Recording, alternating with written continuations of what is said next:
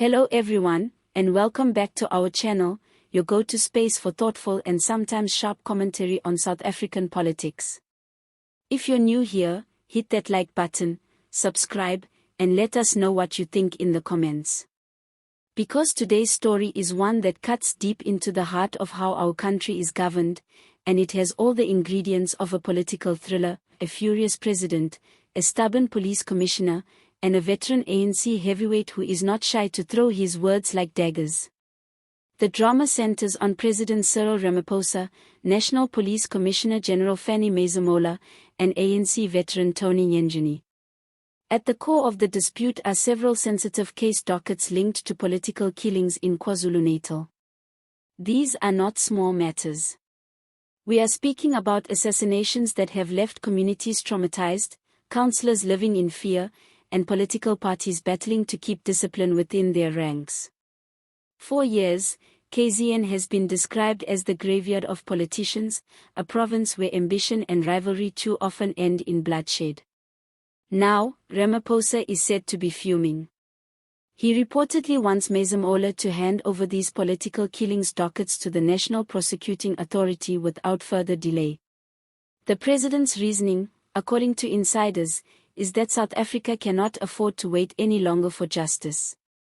Every month that passes without prosecutions weakens public confidence and emboldens those who believe political murder is a viable career strategy. Ramaphosa, who is often accused of being indecisive, appears to have chosen a harder stance this time.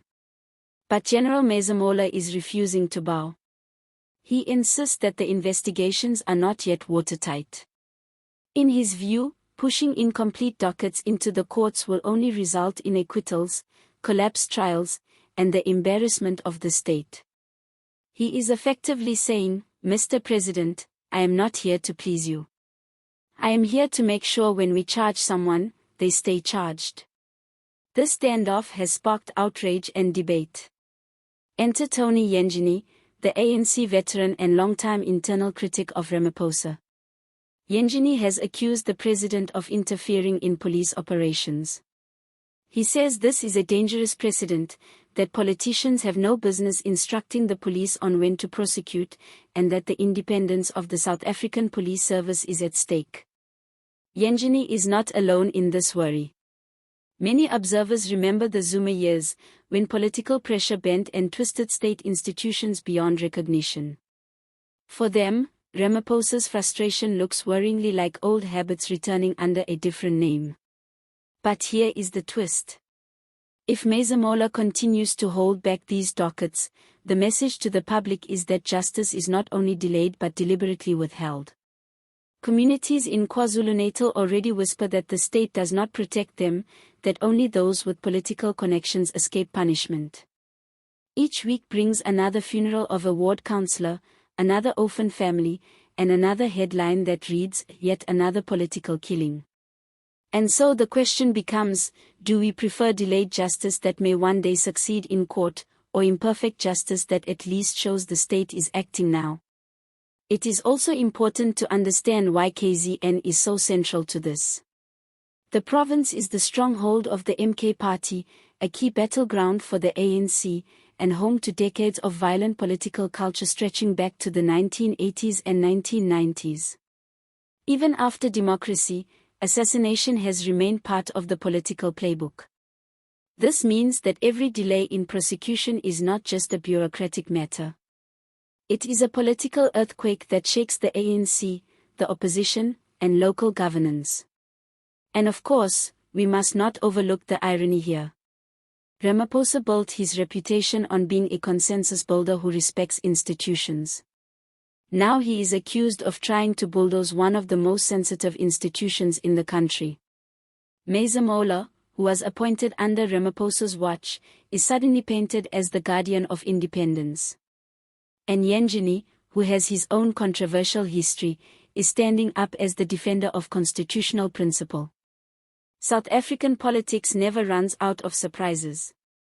Humor aside, there is a real danger here. If politicians are seen to interfere in investigations, the entire justice system risks losing credibility. But if the police are seen to drag their feet, ordinary citizens lose faith in democracy itself. It is a double-edged sword. The stakes are high, and both options carry risks that South Africa cannot afford. What makes the situation even trickier is the ANC's own internal battles. Ramaphosa faces pressure to appear strong on corruption and crime, especially as coalition politics weaken the ANC's traditional dominance. At the same time, many within the party resent what they see as his heavy hand. Yengeni's criticism is not just about police independence. It is a shot across the bow in the ANC's never-ending civil war between its factions. Every public clash adds fuel to the fire, making the party appear divided and distracted while the country burns. So where does this leave us? If Masemola gives in, Ramaphosa may claim victory and look tough, but critics will accuse him of political interference. If Masemola holds his ground, Ramaphosa risks looking weak and frustrated, while the killings in KwaZulu-Natal continue to haunt his presidency.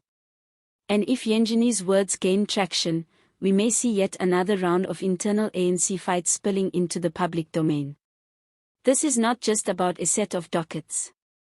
It is about the credibility of the justice system, the authority of the presidency, and the survival of South Africa's democracy in a climate of violence and fear.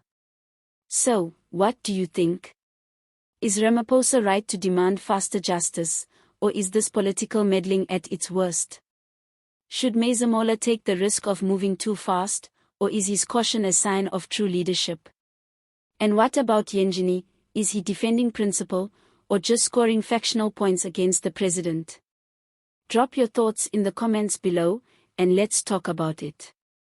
Don't forget to like this video, subscribe to the channel for more deep dives into South African politics, and share this with anyone who cares about the future of justice and democracy in our country.